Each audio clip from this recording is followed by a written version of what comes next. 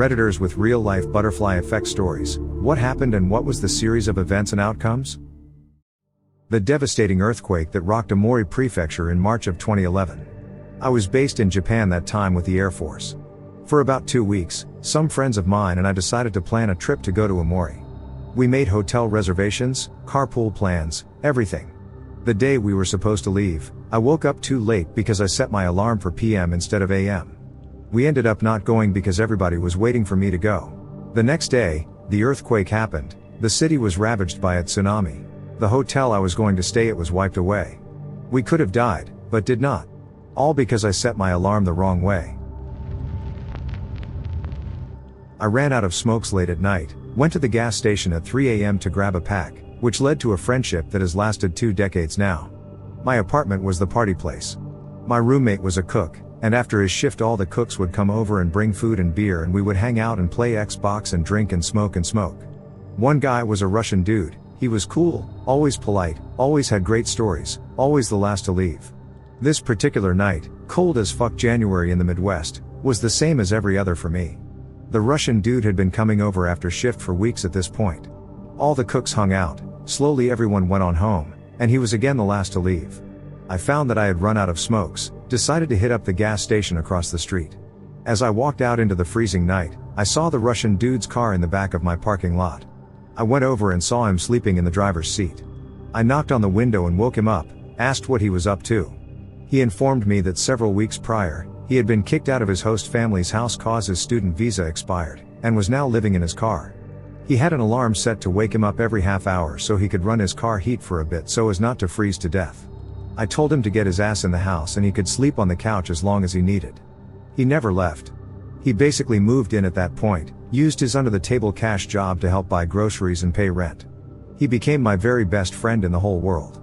He got married, became a legit citizen, and I am now godfather to his son. I can't even imagine what my life would have been like if I had not gone to buy a pack of smokes that night. I was supposed to go to a U2 concert with this girl was friends with, her boyfriend, and a couple other people. I had a knack for getting good seats at shows so it was up to me to get tickets. She went nuts and accused me of trying to break into her house to clean her carpets while she was in Croatia, so I kept the tickets. They hadn't paid me yet, because I still wanted to go but not with them because they were really good seats. I went to a street fair in town a couple of weeks later and ran into a girl I was friends with from high school who loved U2. I sold her a ticket and she asked if she could bring a friend, which just made me think, woohoo, I'm selling another one of these really pricey tickets. The girls show up at my place day of show and her friend smiles as she is walking in. I saw the smile and knew that was it. I'm going to be spending the rest of my life chasing that smile. Well over 20 years, a couple of kids and dogs later, and as soon as I finish typing this I'm headed to bed to snuggle up next to her. TLDR, I met my wife because one of my friends went nuts and accused me of trying to clean her carpets while she was in Croatia. Is cleaning the carpets while she was in Croatia code for anything? Because that's one odd thing to be accused of, lol. You really think it would be some sort of slang, or I'm leaving out details, but I'm not. There was a foreign exchange student at our school from Croatia. My friend went to visit her a year or two later. She gets back to town and a month or two later she had a house party and started screaming at me and another girl that we were friends with about how she knew about us and our attempt to come clean her carpets while she was away. She lived with her mom and for some reason that just really upset her. To this day I still am just as confused as I was that night. I should add that at no point was I, or anyone else that I knew, part of a conspiracy to clean her carpets or any other part of her house or car. Sorry about this sad story, but here it goes. When I was about 5, our family was planning to go to our village to celebrate festive season. Dad was a doctor and he thought it would be cool to buy a new car before going. He called his friend's dealership and they sent 3 cars for viewing. We ended up liking one car and we kept that, but my silly sister left her favorite shoes in the car and kept crying over it. She was like 2. Next morning, Dad said that why don't you guys take the new car with the driver and leave, and I will swing by the dealership, pick up shoes, drop off the old car and get there by train. Mom reluctantly agreed and our driver took us to our village. Dad decided to leave the next day, but that night fighting broke out between 2 rival groups and few people were shot. Dad had to operate on those all night, saving lives. Next morning, being too tired, he decided to skip going to dealership and join us directly. The family of the gunshot victim, being grateful, offered to drive my dad in his old car to our village. The driver was an idiot or tired or whatever. He drove the car into a ditch, causing injuries to him and Dad. Injuries weren't bad, but it led to my dad having a heart attack and passed away 10 days after.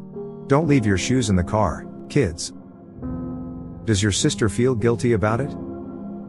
She was 2, of course we haven't even brought this question up. It's not that little, but it saved a life. Around 2016 my father had a loan to our grandmother. We just call her grandma cause she was my mother's auntie. So my father said at 12 he would come to pay the debt, so my grandma stayed awake. About 11:30 my mother, my sister and me heard a huge thump. We didn't care. Then our grandma was like panicking, and she usually does that when things like the cooker or something aren't turned off, so my mother got up and got into the room the noise came from. In there saw something hanging, and when she did she panicked. Our cousin, who was about 18 or 19, was hanging. She was terrified, so my mother screamed my uncle's name, who was a big 5'11". It might not be a big guy for you, but we were Filipinos, so that's a big guy, and they actually saved him just barely. He was literally taking his last breath when they managed to cut the rope. If my father didn't borrow money from our grandma he would have died. It all started with the first week of my college freshman year. It goes, I drunkenly wandered into a frat party one night and thought, oh fuck, they have a fire pit, that's cool. I joined that fraternity, drank a lot of beer, got the freshman 15, and looked like shit. My roommate suggested that I start boxing with him to get in better shape and to get girls, hint, got 0. A year later I had my first sanctioned amateur boxing bout. 2 years later I won an amateur US national championship. Thanks to that, I became the captain of my college boxing team and dipped into coaching new people. Realized I really fucking liked coaching and teaching people new things. Decided to try becoming a teacher and get my master's in education, applied with a 2.7 GPA lol. Holy shit, I'm a fucking teacher now. Can't imagine a more fun and fulfilling job. All of this because I was really drunk and liked that one frat house with a fire pit. So yeah, moral of that story. I have a fire pit in my backyard now. World War II, some guys are looking for volunteers to go join a group that goes behind enemy lines. No one volunteers. They randomly select my grandfather. Everyone that didn't join the group in that camp was killed on front lines. Reminds me of a story I read a while back. A squad of soldiers were in a foxhole on the front lines of World War II. Their canteens were out and the nearest water source, a well, was in the middle of an area with some of the heaviest enemy fire. They drew straws and the loser had to run to the well with all of their canteens. He gets to the well, fills them up, and makes it back to the foxhole alive, only to discover the entire squad had been killed by an enemy mortar while he was gone. At university we took an exam in a large gym hall. It was so cold you could see your breath in there. Enough students complained that the university agreed to give everyone an extra 5%. That 5% was the difference between a pass or fail for me. Not just that exam, but the entire year. If it wasn't cold that day, I would have to have either retaken the year, or drop out of uni, completely altering the course of my life. Not me, but one of my flight instructors. He was supposed to fly Senator Hines but was unavailable. That particular flight, while trying to determine if the nose gear was down properly, had a mid-air collision with a helicopter where everyone died. If my instructor had taken the flight, he was very experienced, as he was supposed to, and managed to land safely, Senator Hines probably would have beat out George W. Bush for the Republican nomination and therefore the presidency. As Hines was a moderate, the second Iraq War might not have happened. Okay, this one has the potentially furthest reaching consequences. Terrifying. I was invited to hang out with an acquaintance who I barely knew freshman year of high school. I wasn't sure if I should go, but decided to try it out. We had so much fun, she became my best friend and it led to a regular meetups, and we both started bringing in more friends and just got bigger every month with almost 30 people who got together every weekend by senior year. Many of us are still good friends, and our lives, spouses, and careers have all been shaped by this group that I honestly don't think would have formed if I hadn't been invited that night freshman year. When I was 6 I was riding my bike and a bee was chasing me. I ended up ditching my bike in the middle of the road in front of a random house. A guy came out and helped me by swatting the bee away and getting me back on my bike. His daughter came out to observe and we introduced ourselves and became good friends. When I was 8 I moved away and only saw her one other time over the next 10 years.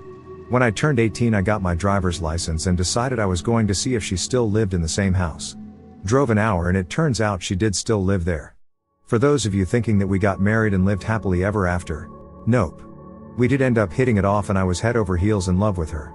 She moved 3 hours away to Chicago for college, so I applied to college in Chicago and moved with her. Spent 1 semester there before I ran out of money.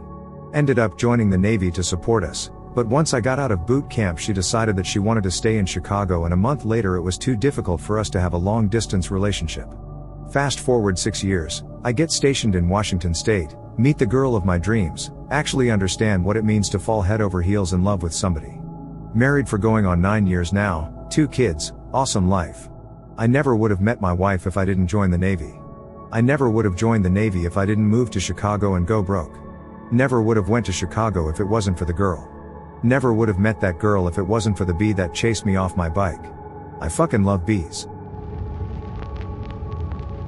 When I was 20, before everyone had cell phones and it was harder to get in touch with people, I just barely got in touch with a friend before she went out of town to a festival over the weekend. So close to missing that phone call. I impulsively decided to tag along. She decided to do something crazy, and stay there. So did I. Then I met the man who would be my partner for 8 years and systematically destroy everything about me, ruin me financially and academically, and give me the PTSD that resulted in a mental breakdown that led to me being over-medicated into a walking coma for 5 years, leading to me gaining 100 pounds, which I lost, and getting diabetes, which I did not lose. Holy shit, are you okay now? What's happening for you now? I've gone through a lot of therapy, worked on getting my health back physically and mentally, gone back to school and started working part-time. I also got married and have worked out a lot of personal stuff. I'll never rebuild the inheritance he took, never get back the years I lost, never gain the academic and career progress I should have by now. Some things cannot be reclaimed.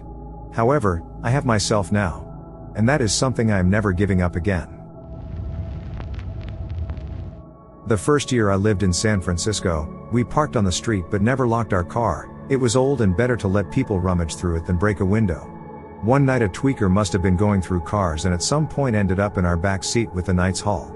Maybe they fell asleep or got scared off. At any rate, my boyfriend comes back in the morning with a Canon AE-1 35mm camera that was left in the backseat. And that's how I got into photography. That was 15 years ago. I've been published in countless magazines, I've had a number of gallery shows, sold loads of prints, I was profiled in the Wall Street Journal, and I'm shopping a book. I couldn't live without photography. Still have that AE-1 too. In November of 2018, there was a huge blizzard right around Thanksgiving. My college didn't close for the blizzard, so I went out early to get some hash browns from the dining hall before my psychology exam. I ended up falling and getting a really bad concussion and had to reschedule my midterm. The day after, or maybe 2 days after, I ended up taking a triple dose of my panic attack medication because benzos and concussions make you really confused. I knew something was wrong, so I went to the ER and nobody believed me that the overdose was by accident. So at the psychiatric inpatient, I was prescribed some antidepressants. Nurse reassured me that the good mood was just not being depressed. Instead, I was actually manically happy and high.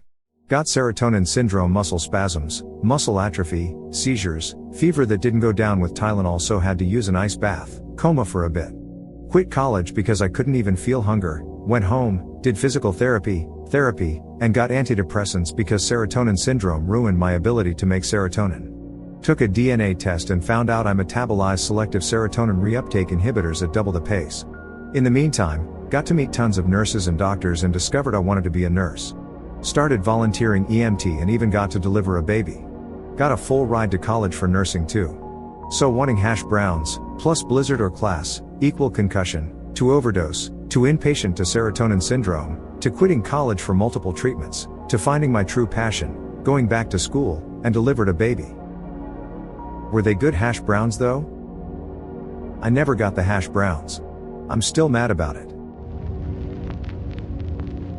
I think I was around 8 or 9 when I befriended a street cat. My uncle and I were checking out the house that we were renovating, and since I was a kid, I was out the streets chilling and saw an old dirty orange cat. I took the cat and cleaned her up and fed her. We played for about 3 hours before my uncle told me we had to go. I left the cat and left. We moved in a couple of months later. Now, unbeknownst to us, the area had a bit of a mice and snake problem. Fortunately for us, we never had much of an issue on that part. Our neighbors weren't so lucky. A few years later, when we had the place renovated again, We found the orange cat and her kids living inside our ceiling, and they were the ones killing the mice and snakes. They also caught some of the cockroaches too. It's been years now, and the orange cat I unknowingly adopted has now died, but her legacy still lives on because one of her kids moved into my apartment with me. My place is the only mice-free one in my street. After high school, I attended a community college for a few years. I'm rather introverted and am not good at making new friends, so for most of my first term I basically didn't interact with anyone. I had a 2-hour break between two of my classes, so I started hanging out in the cafeteria because it had chairs and food. One day I saw a guy rocking a blue fedora. This was before the fedora wearing neckbeard stereotype really became a thing, and also this particular guy is not and never has been a neckbeard in any way, and I complimented him on it. We chatted a little bit and he invited me to join him and his friends who also spent their free time hanging out in the cafeteria. Fedora guy and I dated for a little while, but ultimately we weren't a good fit long term, though we have remained good friends.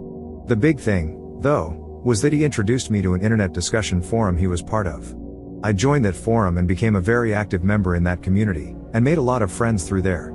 Several years later, I was feeling pretty trapped in where I was in life, working a retail job and barely making ends meet, with no resources to go back to school and no marketable skills to look for other work. A couple from the forums, who lived a good 600 miles from me, offered to let me move in with them and they'd support me while I essentially tried to restart my life. I took them up on their offer, moved from Oregon to California, met a guy I really hit it off with, and am now married and working a job that gives me a great deal of satisfaction. All because I said, "Dude, I like your hat," to a stranger in the cafeteria 15 years ago. About 20 years ago I was watching a TV show about a guy in Australia who feeds the homeless. At the end they interviewed a few of the homeless who all said he was great, and their names flashed up on the bottom of the screen. One of the guys had the same name as my brother, who I hadn't seen for about 15 years. I looked at the screen, squinted, and there under the dirt and grime was my brother, who was an addict and lost touch with us years ago. I called the TV program and got the name of the feeder guy. He contacted my brother and passed on my phone number. A couple of days later I got a call and told him he could come live with me. And he did. He moved in at my place, then the next morning went up the road to get a newspaper to look for a job. This was about 2000. Came back and he'd found someone advertising for English teachers in China. He asked me what I thought. I said, "What have you got to lose?" So off he went, and loved it. Kept telling me to go too, so 6 months later I quit my job, sold my car, moved everything I wanted to keep over to my older brother's place, and left for China. I was there for 18 years. I met a girl, got married, bought an apartment, had 2 kids. Then the Hong Kong troubles came and I moved back to Australia a few months ago. And it all started from watching a TV show and seeing a name I knew. So your brother ghosted on purpose out of shame or just disappeared and didn't know how to contact you guys? How is your brother doing now? I think out of shame. The rest of the family offered to pay the money for one of those clinics where people get off heroin, but he refused. I think it was $10,000 at the time, and just disappeared. Somehow he got himself clean cold turkey, he said. He also said it was the hardest thing he has done in his life, and he must have because he had no money. We didn't pay, and yet he was clean and I've never seen him do it again. Smoking yes, drinking yes, but heroin no. He's fine now, still clean and back in Australia.